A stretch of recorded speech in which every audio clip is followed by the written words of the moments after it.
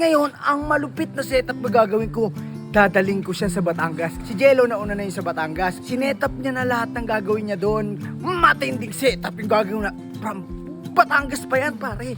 Nagpa-vlog ako kasi isasama kita sa vlog ko. Yung vlog ko ngayon, birthday kasi ng girlfriend ko. Isusurprise ko, G.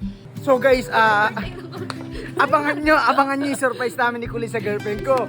Woo! Tara, bilisin mo siya.